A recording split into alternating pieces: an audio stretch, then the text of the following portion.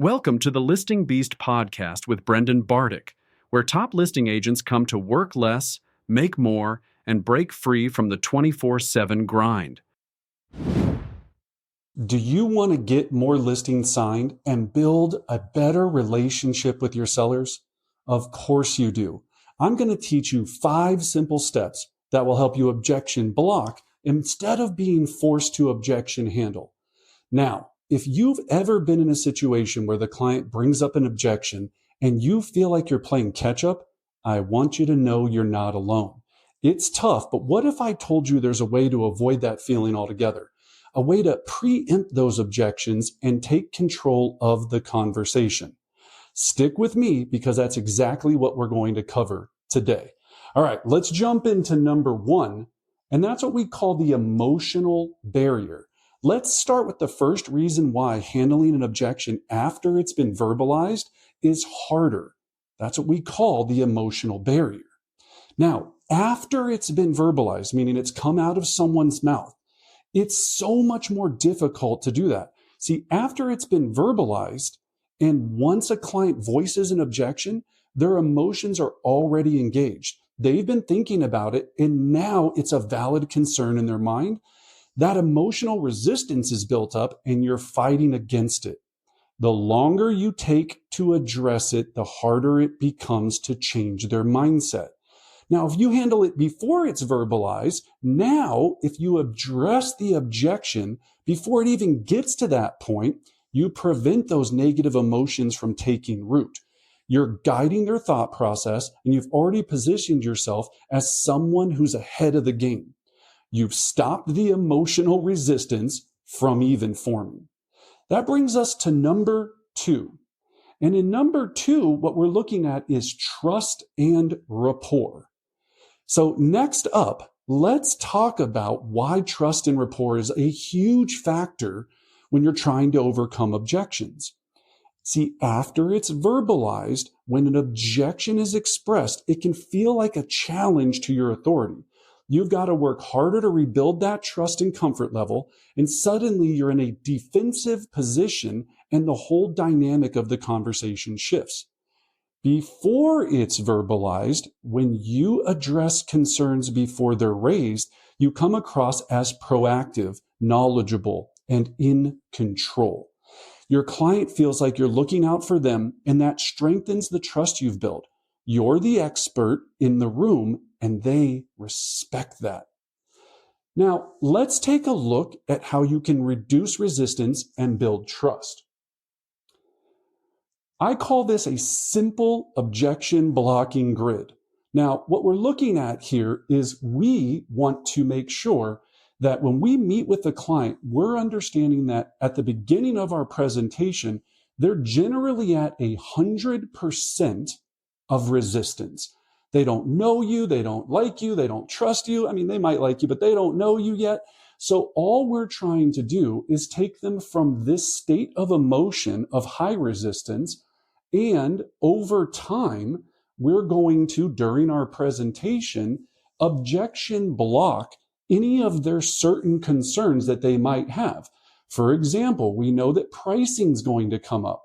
They're going to want to know how much all of this is going to cost. How long is it going to take? What type of marketing, photography, all of these things are you going to be completing to get the home sold?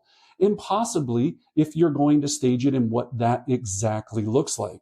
So when this is done correctly and we block this in our presentation on the front side, we end up at the end with a seller that loves us, and all they're waiting to do next is sign the listing agreement. Let's be real. Winning listings isn't about working harder, it's about working smarter. The agents who dominate aren't wasting time chasing dead leads. They're having real conversations with motivated sellers, and that starts with the right data. That's where the red X comes in. They give you verified leads, so you're not wasting time on bad numbers or cold lists. Just serious sellers ready to make a move. And because you're a Listing Beast listener, you'll get $150 off when you sign up today. Check out the show notes below for the link and start building an unlimited listing lead pipeline. Now, back to the show. So, in doing this, the next piece that we have to understand is number 3, increased focus on the objection.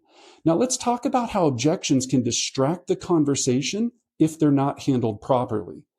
After it's been verbalized, when an objection is spoken out of the mouth, the entire conversation starts to focus on that issue.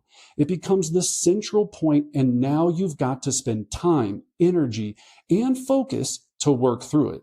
If you don't handle it well, the conversation could go in the wrong direction and lead to a dead end. Before it's verbalized, if you bring up the issue ahead of time, you're controlling the narrative. You're addressing it head on, which keeps you in the conversation focused on the solution and not the problem. You're already steering the ship in the right direction. And then we have number 4, missed opportunity for preparation.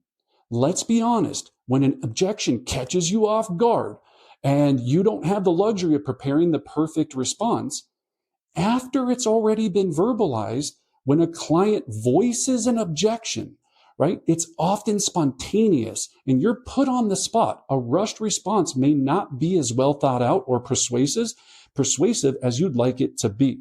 That's a missed opportunity. Before it's verbalized, if you've anticipated the objection, you've already prepared a thoughtful, well-crafted response. You've thought through their concern and you're ready to present a solution that sounds natural and authoritative. Preparation gives you that edge. And then that brings us to number 5, which is impact on securing the signature. Finally, let's talk about how objections can impact securing the signature. After an objection's been verbalized, if an objection isn't addressed quickly or thoroughly, it can jeopardize the entire presentation. The client may feel uncertain, dissatisfied, or hesitant about moving forward. This could kill the momentum you've built. If you address it before it's verbalized, by addressing that objection early, you're keeping the focus on the solution. You maintain the momentum, reduce doubt, and decrease the chance of the client second-guessing their decision. They stay engaged and confident throughout the entire process. So there you have it. Handling objections after they're verbalized is much harder than addressing them before they even come up. Whether it's dealing with emotional barriers, regaining trust, or managing the flow of the conversations, handling objections proactively puts you in a much stronger position to get your listing agreement signed. Remember, by anticipating concerns and addressing them early, you're guiding your clients through the process in a way that feels smooth and professional, and that's how you list more homes and build stronger relationships. If you found this helpful, hit that like button, subscribe, and leave a comment below with your thoughts or any objections you face that you want to discuss. I'll respond to every single one personally. And of course, don't forget to check out my other videos and more real estate tips and strategies on how to handle objections so you can close more deals and creating a listing-focused business so you can work less and make more. Hey, before you go, I wanted to jump back in real quick because I've got something special for all my podcast listeners. I'm giving you a free copy of my script book, packed with 50 powerful objection handlers so you never lose another listing again. These are the exact scripts I've used to close over $1 billion in residential real estate, and now they're yours. Whether you're driving, at the gym, or running between appointments, don't worry, just check the show notes when you get a chance, and the link will be waiting for you. If you enjoyed today's episode, share it with another agent who could use these strategies, and don't forget to leave a 5-star review. It helps us reach more agents like you. Thanks for listening, and I'll see you next time.